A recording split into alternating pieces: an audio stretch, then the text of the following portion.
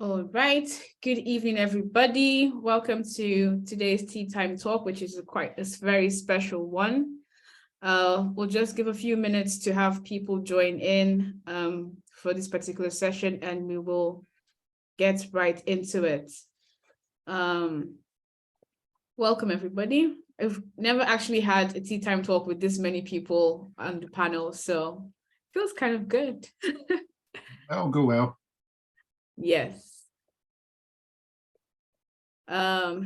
Just in case you are not very sure what this particular Tea Time Talk is and you've just joined in, obviously I know you must have gotten the emails, but this is for the apprenticeship programs currently running for Prosthetists and Orthotists.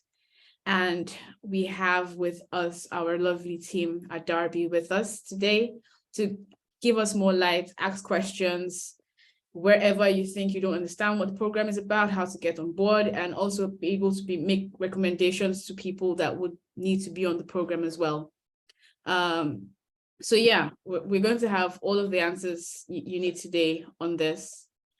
Just to do a quick introduction. So we have the senior lecturer at the University of Derby, Jane Ansell, and she has always had a passion towards teaching, and she had joined Derby in 2020 to co-develop this apprenticeship program with her wonderful colleague, Ian, which I must say, they have such an amazing work bond. It's good to see them work together. Ian is also a lecturer at the University of Derby for the apprenticeship level 3 and 6. And he has also in the past developed this, the PDA National Qualification for Orthotic and Prosthetic Technicians in the UK. So Ian has worked as a technician for many, many years and has numerous wealth of knowledge in the field and has contributed immensely towards BAPO as well as an executive committee member and treasurer as well. So I'll quick up talking and hand over the stage to our lovely guests from Derby to, move on with the session. Thanks, Krista. Thanks for that introduction. So yes, just a quick introduction. My name's Ian Adam. I'm an orthotic technician with 38 years experience. I think it's all good. I don't know if there's maybe some badges, but it's all good. And my colleague Jane Ansell, who's an orthotist prosthetist as well, now working for the university. And we've got one of our students, Sydney Wolf, who's come along as well. We hopefully have another one of our students joining us, Francesca. So I think she's just having some IT issues. So hopefully Fran will be able to join us pretty soon. So yeah, as Krista's introduced, we're here to tell you about the prosthetic and orthotic apprenticeships, which are available through University of Derby. These, to give you a little bit of we're going to give you a brief background as well on what the apprenticeships are. So the apprenticeships came about around about 2016. I think there was a trailblazer group set up within prosthetics and orthotics that was made up of NHS units, some of the companies who are working in NHS, providing services to the NHS. They decided to set down the standards for both the level 3 and the level 6. So the level 3 is to train individuals to be prosthetic and orthotic technicians. Again, it's dual qualification like the level 6, and level 6 is the BSc Honours for Prosthetists Orthotists, which allows the candidates once complete to be registered with HCPC, and this is the same level of qualification as in existence just now with Strathclyde and Salford, but it's a very different model. So the models, you can see the slide in front of you here. So the level 3 takes between 12 and 18 months to complete. It is made up of 5 modules, and again we're going to give you some ideas about the content of these modules as we get further into the presentation. There's a fee of £6,000 for that course, and again we're going to cover the apprenticeship levy in the presentation tonight, which will explain how that could be paid. The level 6 qualification is a 3-year course and is 15 modules. Both of these qualifications have one double module, so they actually account for 6 credits and 16 credits. The level 6 has fees of £24,000, and again we will cover that and explain how these fees are paid for the NHS and also for companies who are interested in accessing these qualifications. So if we can move on to the next slide, please, Jen. So as I mentioned before, the Trailblazer Group set about writing the standards for these qualifications. And this is the way that apprenticeships work. Apprenticeships are, the Institute for Apprenticeships and Technical Education is the government body which governs apprenticeships, and each apprenticeship has to have a standard which is agreed by the profession, by the industry. And these are available through these links here. We can also, there's links, we'll give a link to the university website, but also if you go into Google and just look IFATE and just look at orthotic prosthetic apprenticeship standards, these will produce the standards for you.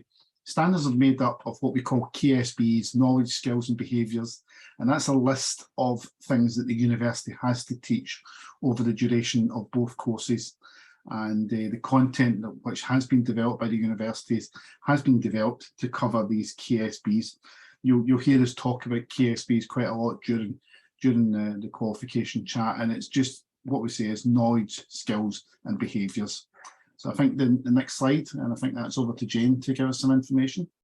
It is the structure of apprenticeship. So as Ian's already said, the module of delivering this course is very different to the on-campus modules that we're more familiar with.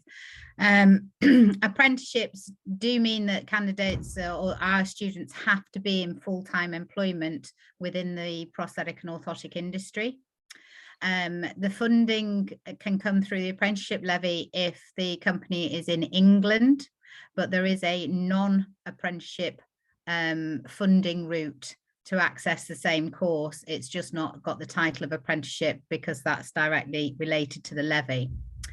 As Ian's already mentioned as well, obviously both programs are in line with the standards written by IFATE, but the level 6 course, the BSc Honours, is also validated by the HCPC to ensure that it's in line with their standards of proficiency and standard of education. So our validation was rubber stamped back in December 2021. Which means that when our students have completed the course, then they are fully eligible to apply for registration with the HCPC. So the structure of apprenticeships, the students will do 80% on the job training. This means that 4 days a week, effectively, they will work and practice in their clinical or technical environments, doing on-the-job training with a designated practice educator. They don't need to be with them 100% of the time, but the majority of their skills, knowledge and behaviours on the job training will come from their practice educator and other members of staff within their team. 20% off the job training is what we deliver to the students. That is their modular work, their study work. It's also kind of interprofessional visits and anything else that enhances their learning as we go through. As part of the apprenticeship structure, there is tripartite reviews. These are a mandatory kind of check-in. Tripartite being the student, the academic tutor and their practice educator. So it has the employer, the student and the university within those meetings. And these are every 12 weeks throughout each year of the course. And these are to make sure that the students are on track, that they're doing well, to identify any learning gaps, and obviously put any teaching plans in place or any support that's needed in place, fairly regularly. We deliver our aspect of the course, the off the job training, the study, predominantly online. We do this through modules that we use a platform called Blackboard teaching module, where we deliver content each week. They will get a unit. A quick structure breakdown is that we have 3 trimesters per year. We don't work to the academic calendar because our students are in employment, so we work to the full year calendar. So we have 3 trimesters of 17 weeks. Within each trimester, we have 2 modules running simultaneously, and they run for 10 weeks of that 17 weeks trimester. And each week, more content will come out to the students.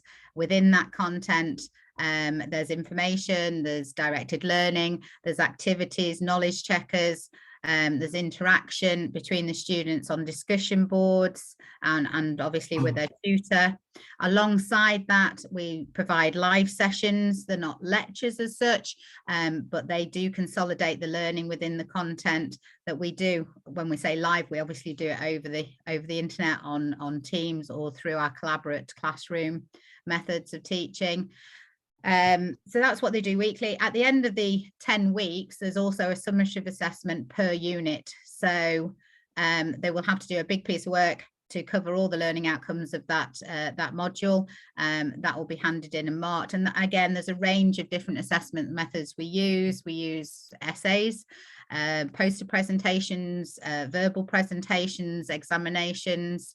Then we have the usual internal and external moderation of marking, and obviously that gap at the end of when the units is delivered to the end of the trimester, there is still there's still a need, and it has to be recorded, that students will still do 20% off the job training.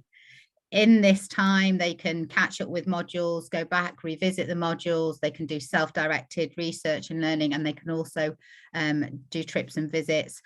For instance, some of our students have been able to get into theatres to see amputation operations and things like that. So anything like that that's around P&O counts as off-the-job training. We also have to see our students face to face. On the level 6 course, it is in the structure that we see them on campus for 5 days of the year, and on the level 3 they need to be with us for 3 days of the year. So we've combined this into a clinical skills week where all the students come up to campus. We deliver face-to-face training. This is consolidation of the skills that we've learned, and lots of fun activities and things like that. We've just done our first one that was really successful, and we'll talk a little bit more about that a little bit later on. Work placements, obviously our students are in employment, and effectively they're constantly on placement 4 days a week, 52 weeks of the year. But there is a commitment with the level 6, if they are in a single disciplinary area such as an orthotics department where they don't have prosthetics alongside, there is a requirement that they do a minimum of 20 weeks practice placement in their non-dominant discipline over the 3 years. I think that about covers that. Benefits to employers. The apprenticeship scheme offers a new route into the industry for people that would be very good for our profession, but can't necessarily go away to a campus course and move away for 3 years, stop working, don't have any income and things like that. So for the employer, this means that they can recruit locally to areas where perhaps finding it difficult to recruit to. And this has led to good retention of employees long term. They can upskill their own workforce. They can identify people that want to upskill. We already this year have 4 technicians, or previous prosthetic and orthotic technicians that are training up to be prosthetists, orthotists. The training costs are covered by the apprenticeship levy, and the majority of training is done within their own workplace. Teaching content. I think we've covered a lot of this. We do deliver our online teaching content via a system called Blackboard, and that does involve us doing live sessions through our collaborative classrooms where we interact with our students, and they get the chance to interact with each other as well. We've talked about our clinical and technical study week on campus, or clinical skills week. What I must also add here is that on their 80% on the job learning, there's a requirement for them to maintain a portfolio or logbook, which we use a platform called PebblePad. Within there as well is also their competencies that need to be signed off to ensure that they're reaching clinical competency as well as academic competency across the KSBs and across the HCPC standards of proficiency. So they're broken down and they're monitored through their Pebble Pad. And as we've already mentioned, there is this need for the 12 weekly tripartite review. So I'm going to hand back to Ian to discuss entry requirements. I'm just going to cover, before we go into this slide, I'm just going to cover the levy. So Jane mentioned the apprenticeship levy, and that's where the funding comes from to pay for the courses. So basically what happens is the government has set up the apprenticeship levy, then every company, every employer within the UK who has a wage bill over £3 million automatically pays 0.5% of that into their apprenticeship bank. Now that belongs to the company to then draw down to train any of their trainees or any of their members of staff on any apprenticeship, regardless. So that's even out with P&O. Companies like Rolls-Royce, JCB, all these sort of companies will automatically pay into the apprenticeship levy, and that allows them to draw down the funds. So it's sort of like putting into a bank, which allows you to use for training, and that means that these funds can then be taken out and used for apprenticeships. So effectively, the company is not going to have to pay again for those training costs. Those training costs are sitting in a bank, allowing you to draw down. If companies do not have a wage bill of over £3 million, they're only liable to pay 5% of the training costs for their apprentices, or they can partner with a company or an association that they may work with to draw down to allow them to pay the funds. So to give you an idea of how that might work within P&O, most of the NHS trusts automatically pay into apprenticeship levies. So if a company or as a contractor has a relationship with an NHS trust, they can access the funding from that NHS trust. And I think we've actually got, I can't remember exactly, but I think we do have candidates who are on the course, that's how their funding is paid. But again, if there's any questions at the end, we can answer that as well. So entry levels. So for the level 3 course, we're looking for an entry level of 5 GCSEs, and that must include mathematics and English. That then proves that the candidate is at level 2 in mathematics and English.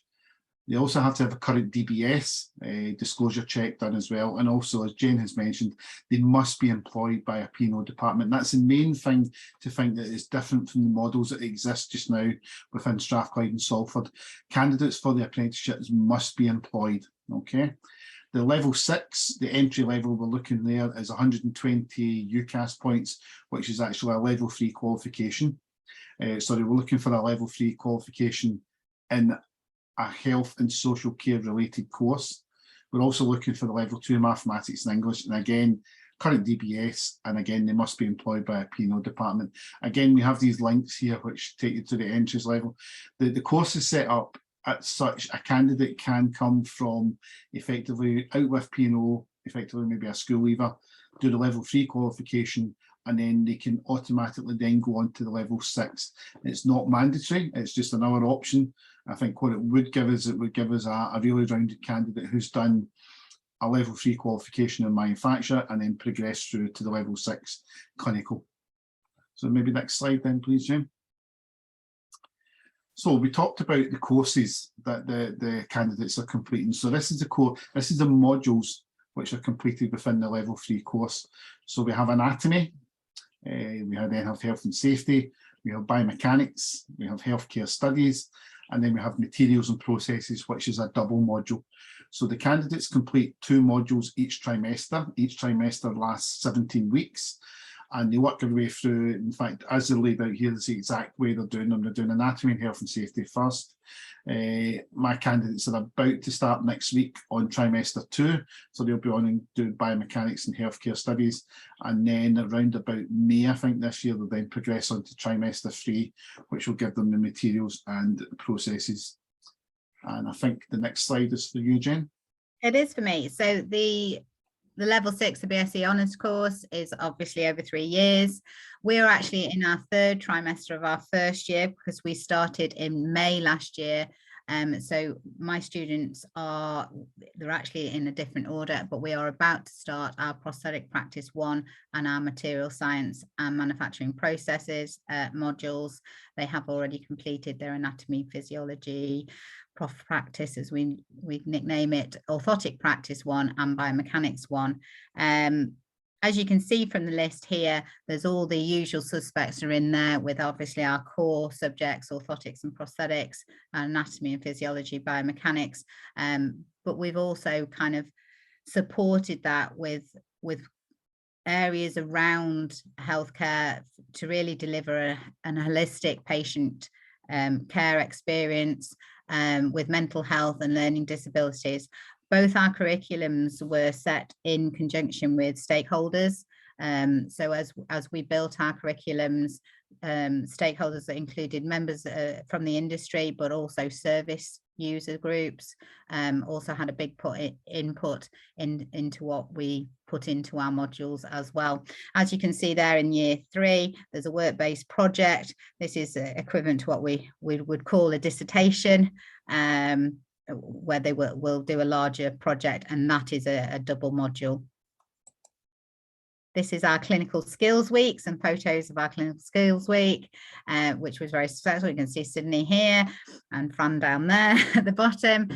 So we brought our students onto campus.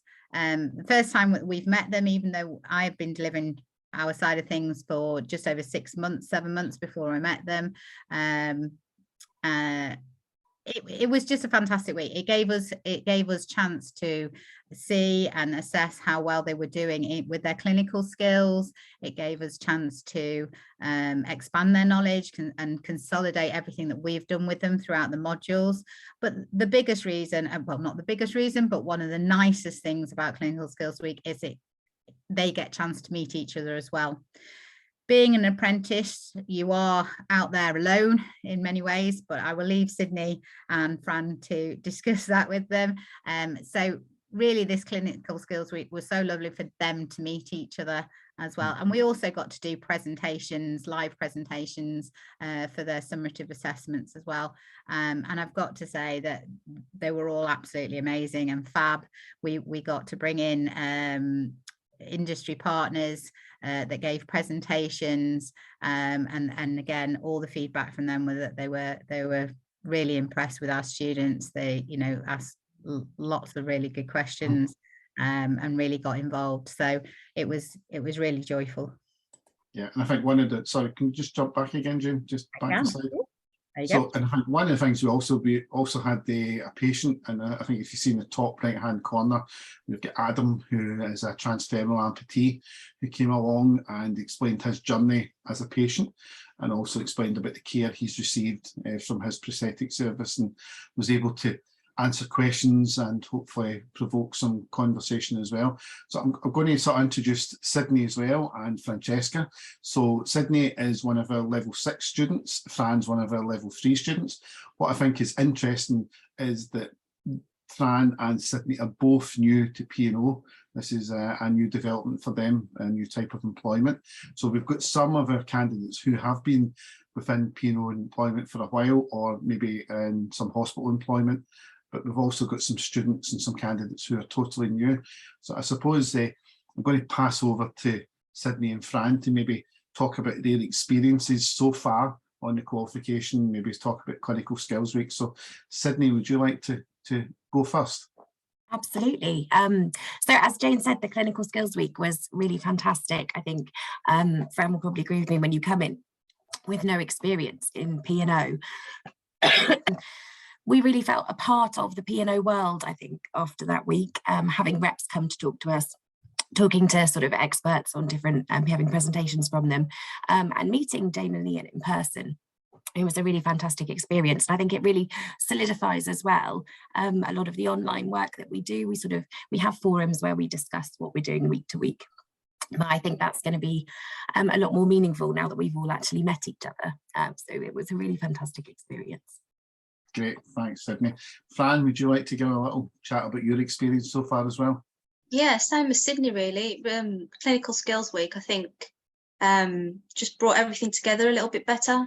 I'm used to seeing a a name on a screen. So putting a face to a name and getting to know everybody, it was lovely. Yeah. And also, I think one of the things that both classes did during the clinical skills week was live assessments. How did they go, Sydney? How was you? I know you did your class of doing an orthotic presentation. Yeah, so we had to do a case study on one of our patients that we'd seen in clinic, and the orthotic prescription that we'd managed for them, or sort of assisted with. And yeah, it was an amazing learning opportunity, actually, because to actually sit down and go through the whole process with all these different patients, which had obviously been sort of chosen especially, was really, really useful. I've watched a few of them back on the recordings because I was last, so I was kind of a bit too nervous to take in everything as I was watching everyone else do theirs. But it was amazing. I think, as Jane said, the standard was brilliant. There was so much useful information there, and it was really nice to just all be there together, sort of doing that.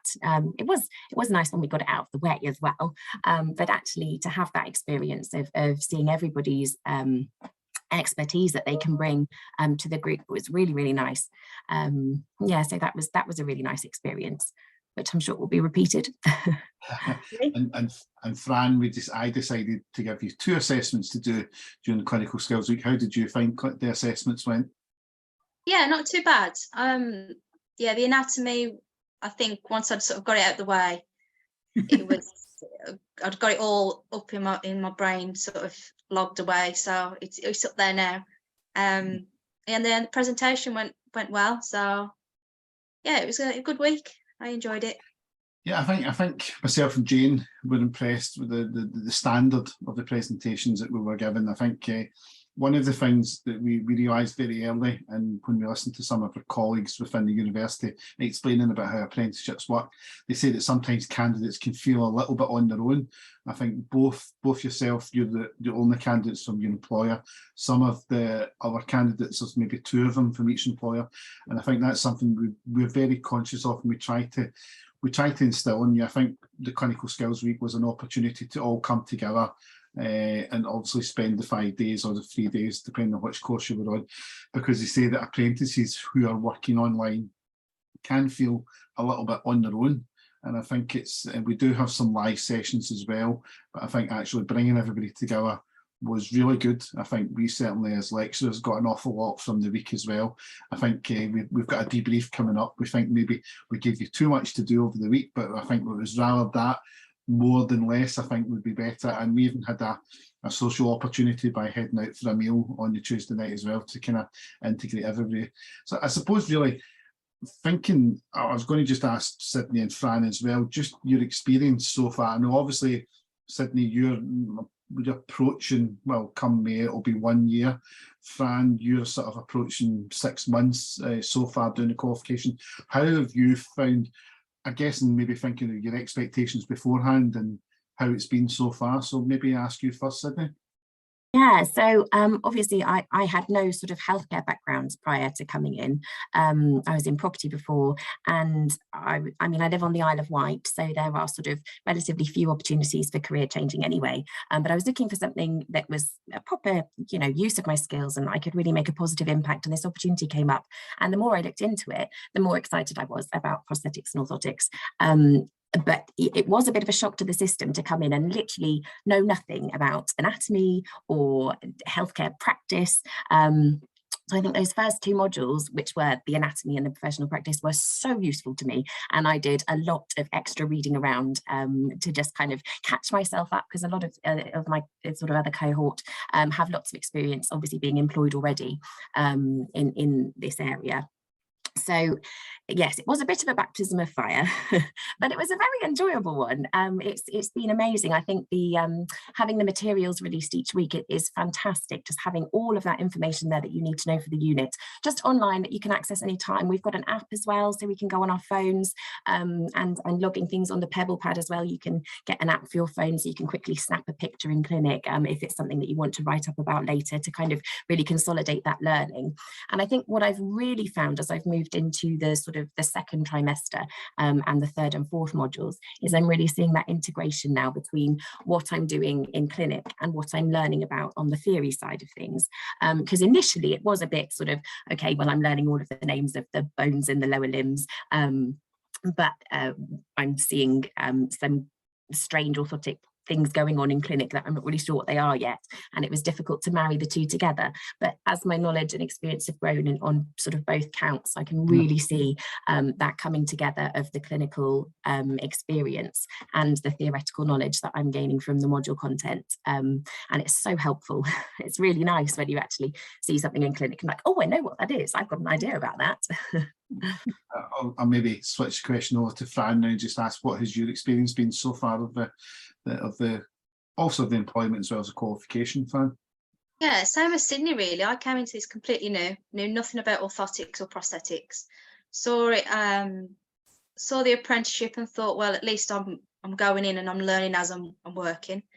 So yeah, I started in August, so I'm still very, very new, but just the last few months I've had so much experience with prosthetics more so than orthotics, and the knowledge from the course has really helped, especially the anatomy side at the moment. It's definitely been a massive help.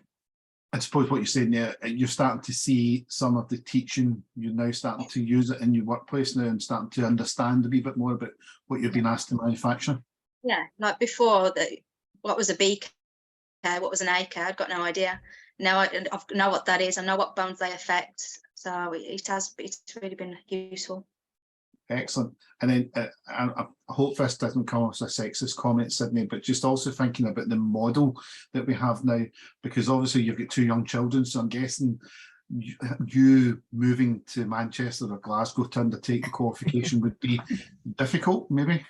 Yeah, definitely. I think this apprenticeship works with any kind of a lifestyle. I think, especially for me, where I was just sort of coming into a new job, it's been fantastic. I mean, with existing employees, there's almost a renegotiation of what's going on, but everybody's been really clear with me sort of from day one what my expectations are, having that 1 day a week to just dedicate to study. I mean, I do have 2 young children at home. I still go to work on my study day and I do my studying there, but that's fine. Everybody in the department understands that's my study day. I've got a little corner where we sort of keep all the foams and EVA and everything, where I've got a desk where I can sit.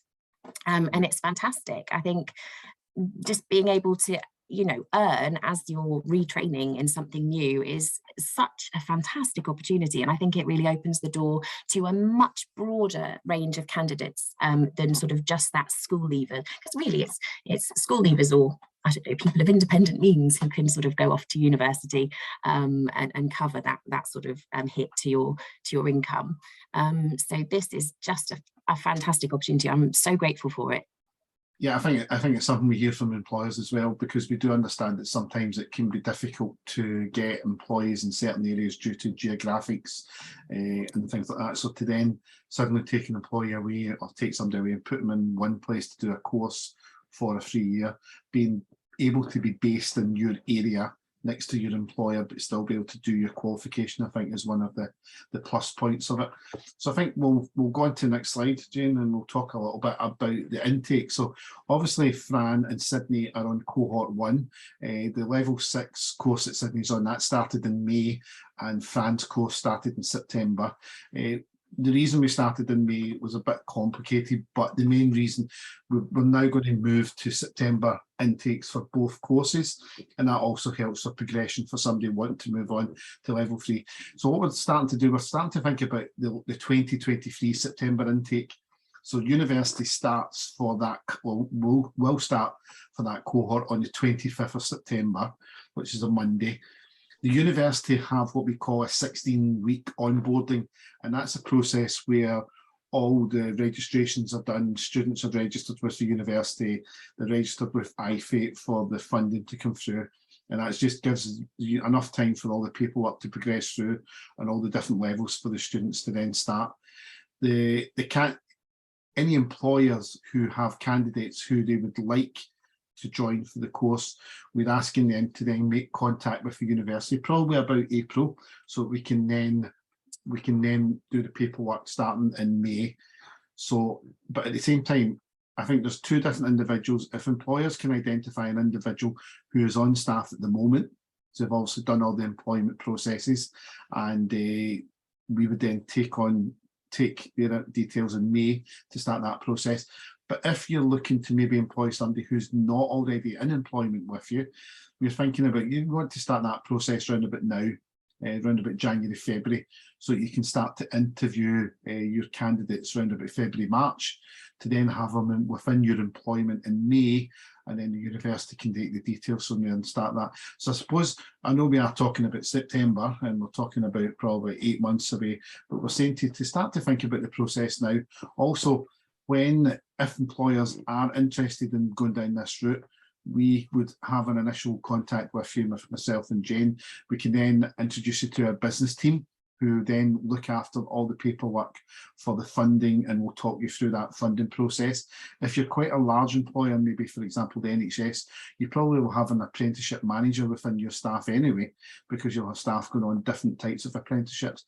But at the same time, we can talk you through that process to get your funding set up so that that stream can then come on. We do an induction course before we start, and for the candidates, that's a 2-day course which is done online, so that would be done in early September, once the candidates are registered with the university and have access to the different platforms. We also do a practice educator induction course, so each candidate has to have a practice educator, and Jane mentioned that quite early in the presentation today.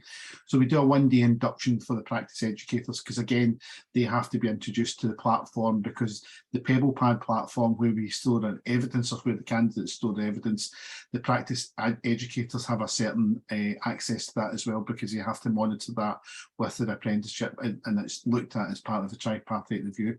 So these induction courses will take place early in September, and as we said there at the bottom, university can assist with the process to register candidates with. We can also offer advice for interviews as well, if that's something that would be acceptable employers would like to ask us. I think we've got our contact details coming up next, Jane. I just add to that, as part of that onboarding process, every candidate has a academic interview with Ian or myself, depending on which course they're coming on to. And they also need to complete a skill scan, which is based on the IFATE KSBs, to really get kind of a level of where they're at and their knowledge and understanding of where they're at. If they've done previous courses and can evidence that they have a kind of crossover knowledge in, say, biomechanics or anatomy or something like that, then we go through that skill scan, and there is a chance for what we call recognised prior learning, and that may result in a kind of reduction in your fees in the cost of the course, because as an apprenticeship we cannot charge to reteach your candidate anything that they've already been taught to a certain level, but that does need to be evidenced as well. So that's just part of that onboarding process, and that is one of the reasons why it is quite lengthy, why the 16 weeks. And as Ian says, that's also the time where certificates of GCSEs have to be located and found and sent in, or you know, kind of reapplied for and things like that. So all the documentation can be gathered as well. But if you need to get hold of us, here are our contacts. It's quite simply our initials and surnames at derby.ac.uk. You can also find links to us on our website. We will try and put some of these links in the chat as well for you. So next, I'm going to stop sharing. Yeah.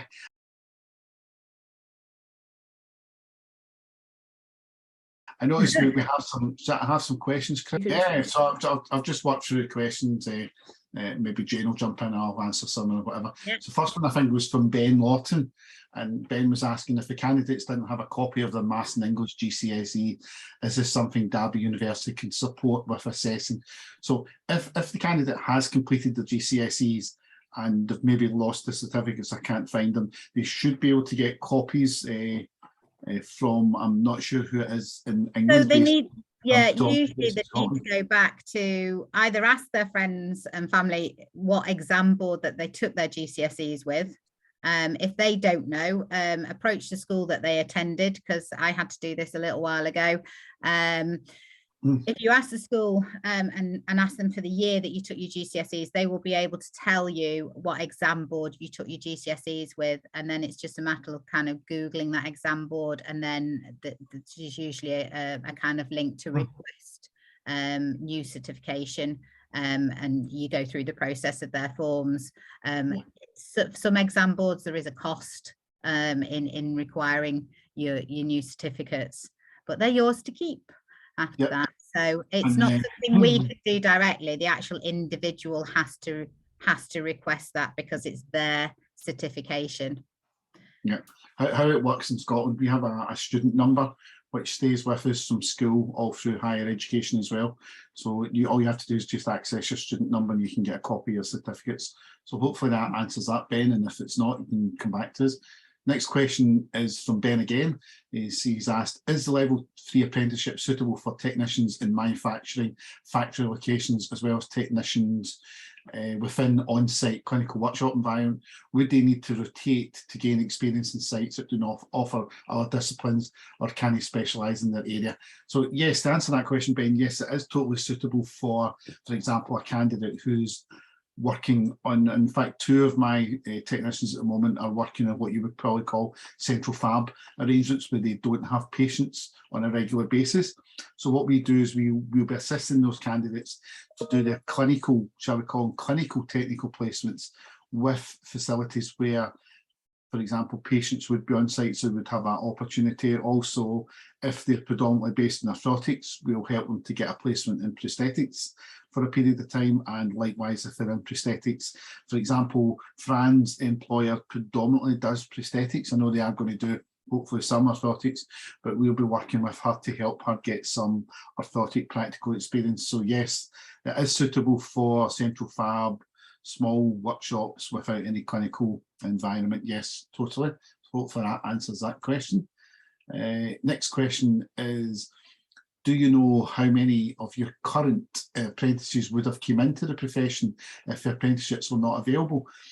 I'm guessing, I'm going to probably say Sydney wouldn't have been able to get into P&O if she had to travel to Salford or to Glasgow. So that's probably an option. I don't know. I would have to look back and see the ones, but I would say probably yes, there's certainly some of the candidates. I would say the majority of mine wouldn't take the opportunity to go to an on-campus course, because like Sydney, they're already in employment. They can't kind of sacrifice that salary loss. They've got families, you know, and children, and you know, it wasn't feasible for them to go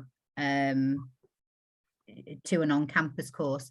But it has been quite interesting that I've been contacted now by about 5 A-level students that are about to do their A-levels this time, who are very keen on the apprenticeship route as well, and how to go about that. They've been asked, you know, obviously I've directed them to all companies in their areas to see if that's a possibility. But I think as school leavers now, more and more looking towards apprenticeships in lots of different fields.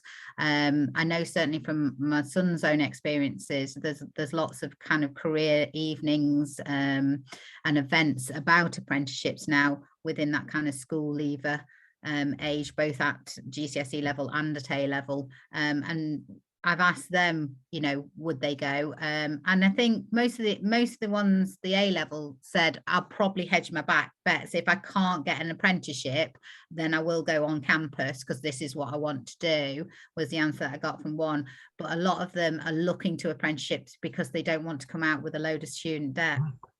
And I think over the last kind of 20 years, I think that has become very prevalent for a student. It's almost like a student choice. If you go to an on-campus course, you're more than likely to come out with kind of around £30,000 worth of debt. So And others have already said to me that actually I want to learn on the job, so I know what the job is, and you know, I've got lots of practice before I'm actually qualified, and then you know, I've got that under my belt as well. It'll give me, you know, I'll be more employable at the end of it. So those are some of the reasons, but certainly I think within my first cohort, maybe one possibly would have gone on campus. I think everyone else is in a situation where it wouldn't have been feasible for them to go away to campus courses.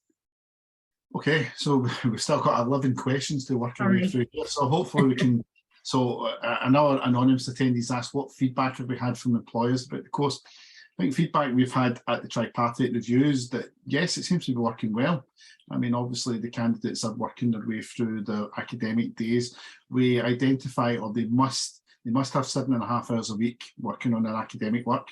And we understand obviously within an environment that some of the candidates have a set day to do that.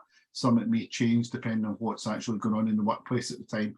And also what we do say is if by any chance it's been a busy week, then the employers need to give the candidates 2 days the next week, because they must log, and it's part of the apprenticeship standard, they must be logging 7.5 hours a week.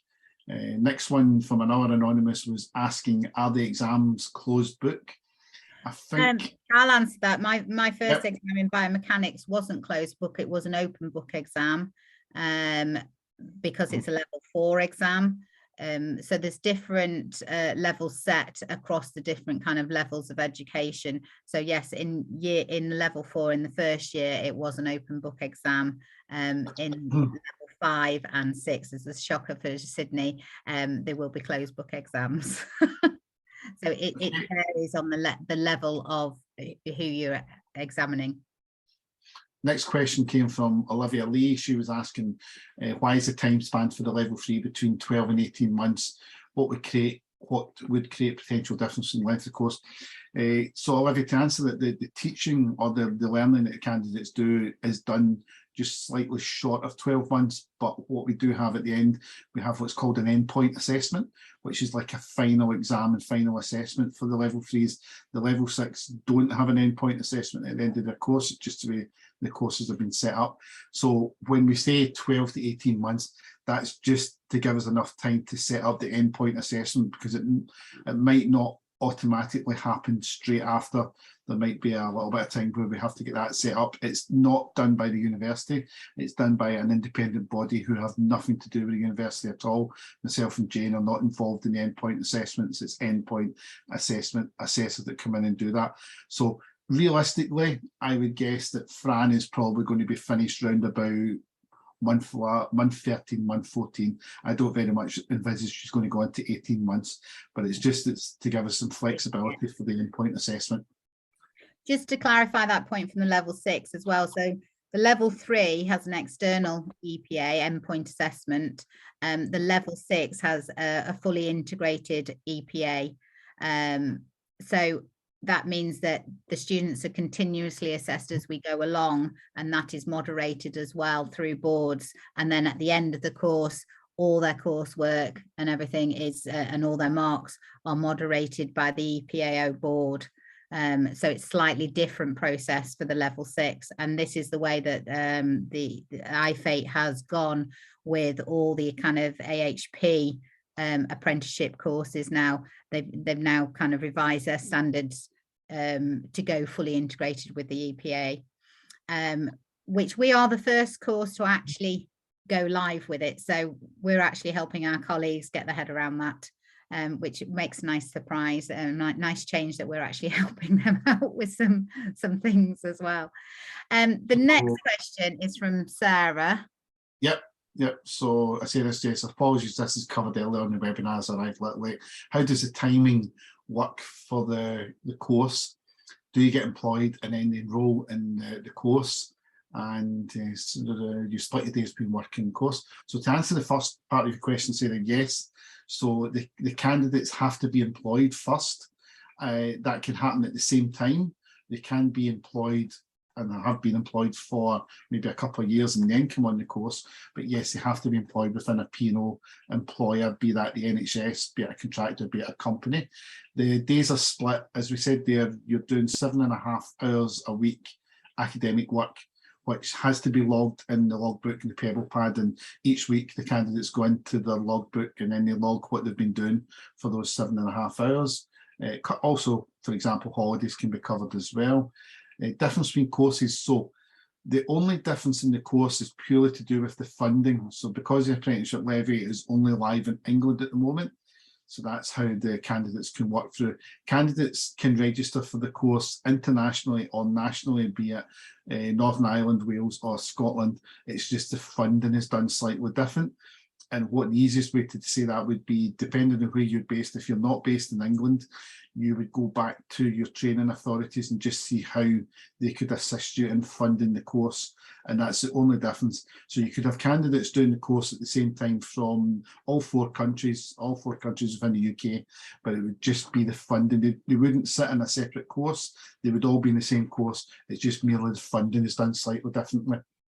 I think next one is a question from Brian, who's actually asked Sydney a question, and he's interested in asking Sydney about where she now works. As you mentioned, the clinic, but you didn't have any prior experience. How did you get your current job?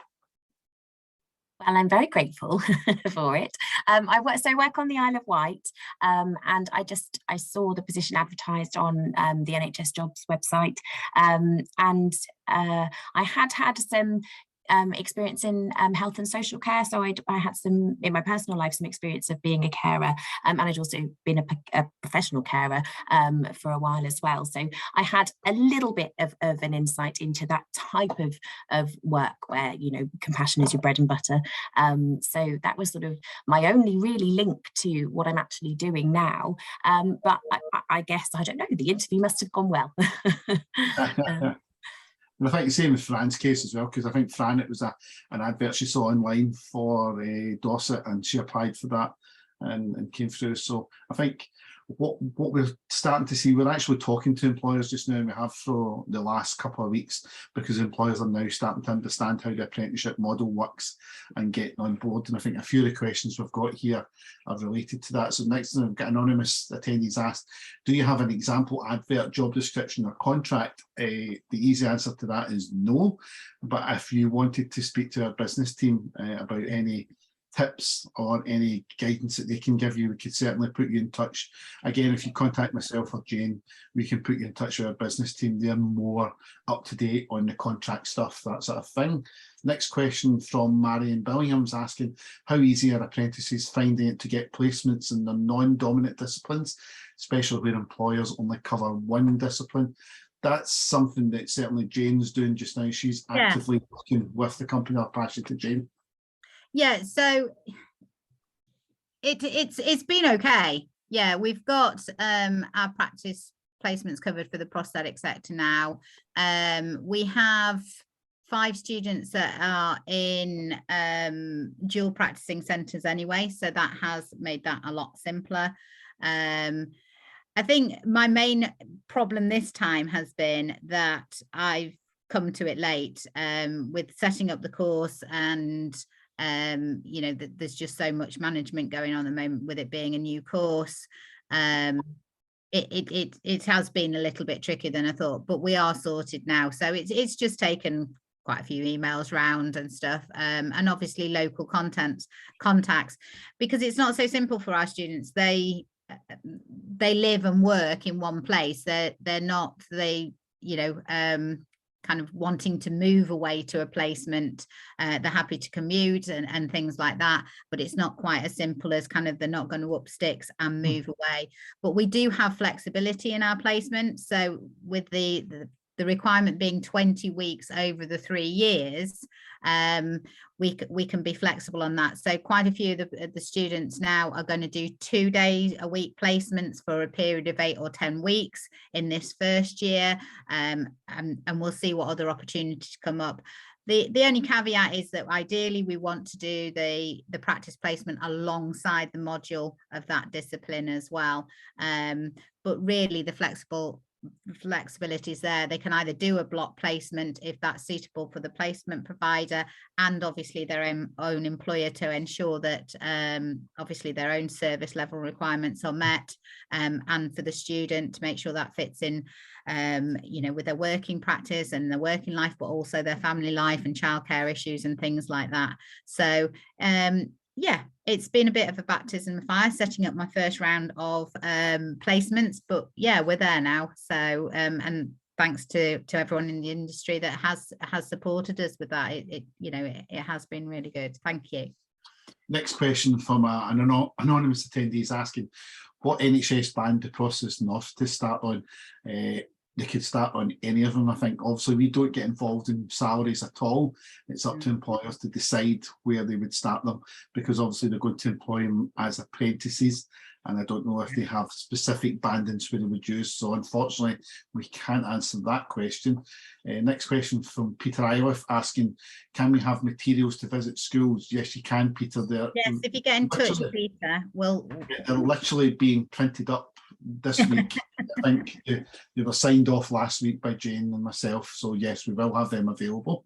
Next one, an anonymous attendee is asking, are there opportunities for visiting lecturers within the University of Derby?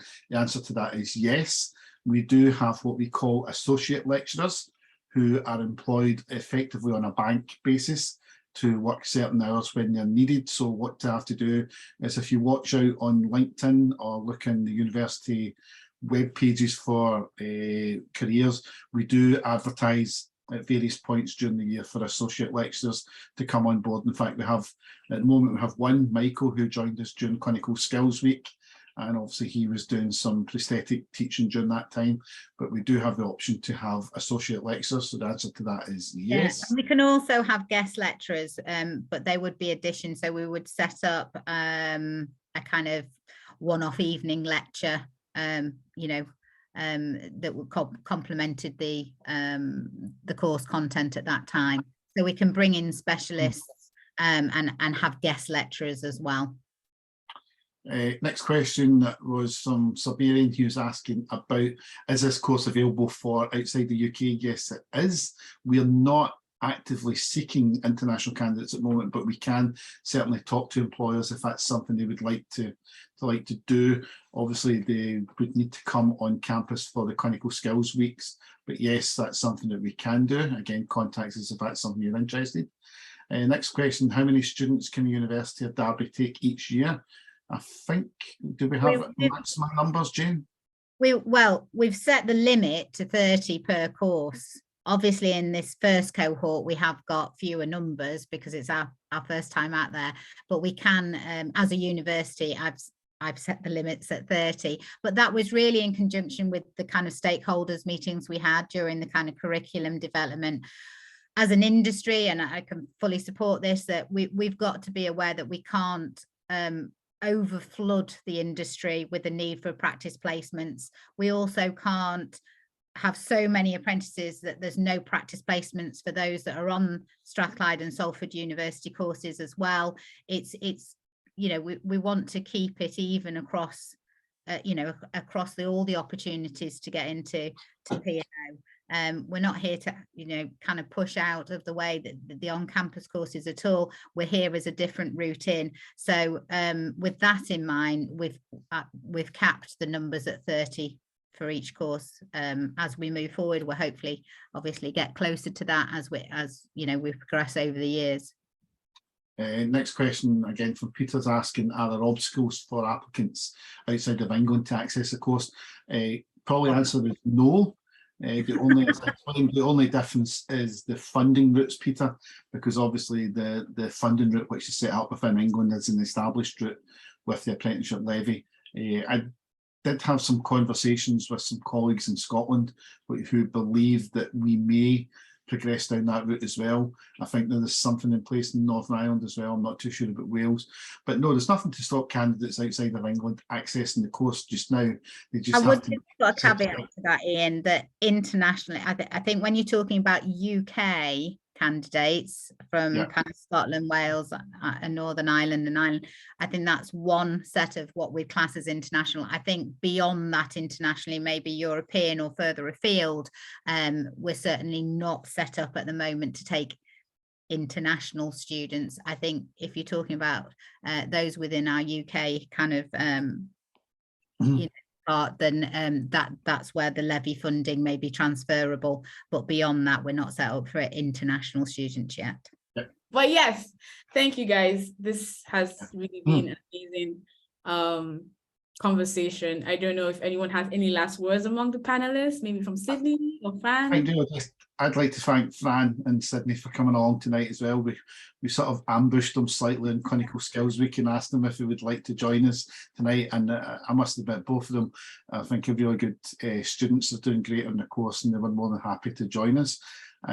I think myself and Jane are happy to speak to any employers out there who want to know more about the apprenticeships, who want to register candidates on the apprenticeship.